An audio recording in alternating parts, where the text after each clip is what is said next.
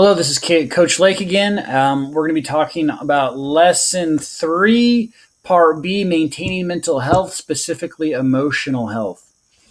There's a lot to cover, so I'm just going to dive right into it. Okay, so intro to emotional health. Emotionally healthy people learn to solve problems and adjust to their world. Okay, so they don't control their world, they adjust to what's happening around them and to them. Okay, so emotional well being is an ongoing process rather than an unchanging state of mind. So emotional well being is ongoing. You never arrive. You're always in process, so to speak. Everyone has occasional setbacks and problems. Abilities and behaviors that make people emotionally healthy can be learned. So you can learn how to be emotionally healthy. That's the good news. So, how can a person learn and change? People learn most things through experience. And people change their behavior when they discover a better way to act or a better way to do something. So, when you were little and learning how to eat, you'd use your hands. However, your hands got messy. So then you saw mom and dad. You're like, hey, you observed. There's an experience. You saw them using a fork. You're like, hey, that seems like a good idea so my hands don't get messy. And you eat your macaroni and cheese with the fork. So you learn from experience. So you get better at things. Okay, when you make a mistake, you may feel upset or embarrassed, but learning from the mistake helps you to avoid repeating it.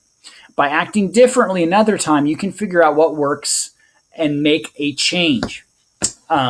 Change can also lead to fear because some people are afraid of change. That's another issue.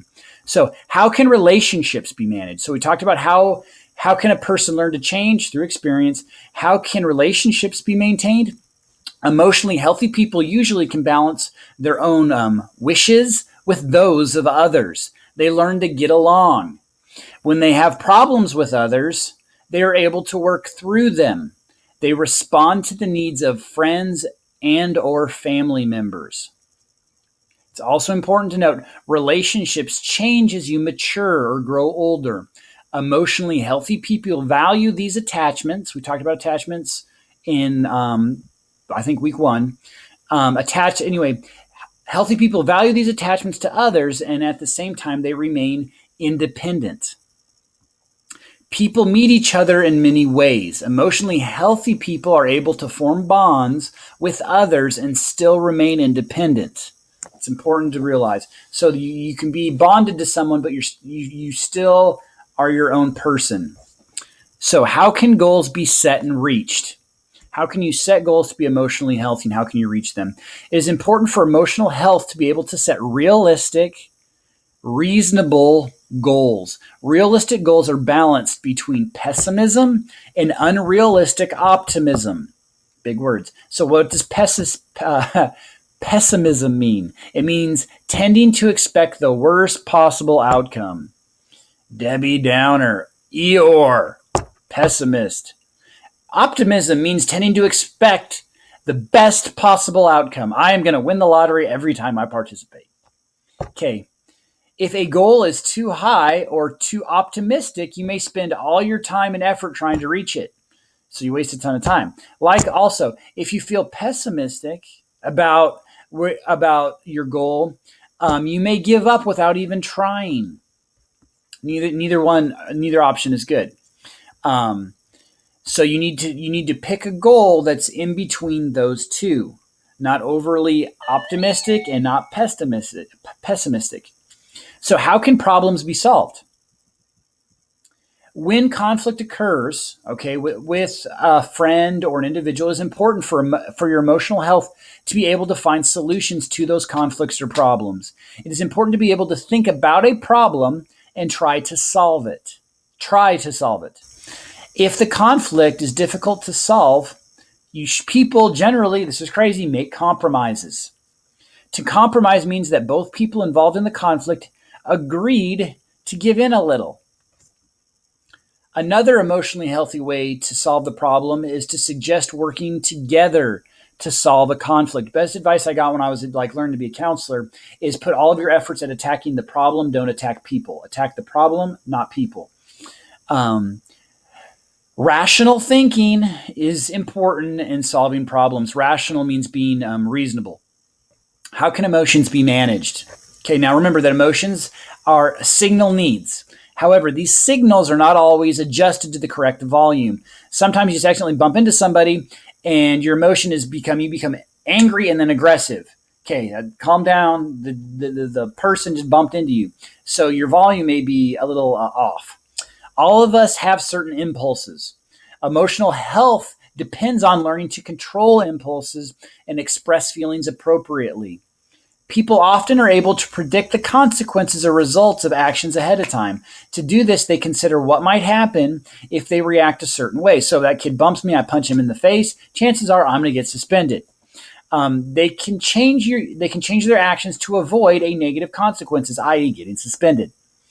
Okay, what are some healthy ways to think? What are some healthy ways of thinking? Most actions and emotions begin with thoughts, right? And emotionally healthy people think in ways that help them deal with these issues, with goals. They have 4 helpful thinking styles, essentially, that help them deal with this. Realistic optimism, coping, healthy explanations and meaningful values. So realistic optimism, what does that mean? It means you set and work towards goals that are challenging but reachable. Okay. 2, you recognize what can and cannot be controlled in your life. 3, you have faith in yourself and hope that events will work out for the best. But you're not planning on it, but you hope for it. Okay, coping skills. People respond in 2 ways to stress. You either cope with it or you avoid it. Okay, coping deals with the removal of stress. However, it's important to note in some situations, avoidance is the best way to deal or cope with stress. So like if some guy's going to come beat you up or shoot you, the best, you don't need to cope with it. You need to avoid that situation because it's dangerous. Okay, and then also in other situations, avoidance is just treating the symptom of stress, but it's not dealing with the problem. A symptom is a body reaction to a disease or physical problem. All right, so moving on. Emotionally healthy people cope by doing the following. You learn from experiences and mistakes and successes. 2, you know when to change behaviors that aren't working. 3, you use resources to help with in difficult situations. And then 4, you trying again after a failure. If at first you don't succeed, try again. Okay, healthy explanations. Emotionally healthy people use a positive thinking style to explain events. With effort, people can learn to replace negative or pessimistic thinking with realistic optimism. Okay, meaningful values. Emotionally healthy people make sure their actions blend with the ideas and values they think are important. So what are some of those things look like? You need to develop values that become part of who you are and that guide your thinking and your behavior. Reflect. These kind of people reflect on their own feelings and thoughts instead of worrying about how others might judge them. 3, these kind of people face and overcome disadvantages. And 4, they find meaning in their work or play. They find meaning in who they are and what they do. All right, so real quick, checking for understanding on a separate sheet of paper. Write true if the statement is true or false if it is not true. 1, emotionally healthy people control everything in their world. 2, mentally healthy people learn from their experiences. 3, complete independence from others promotes personal well-being.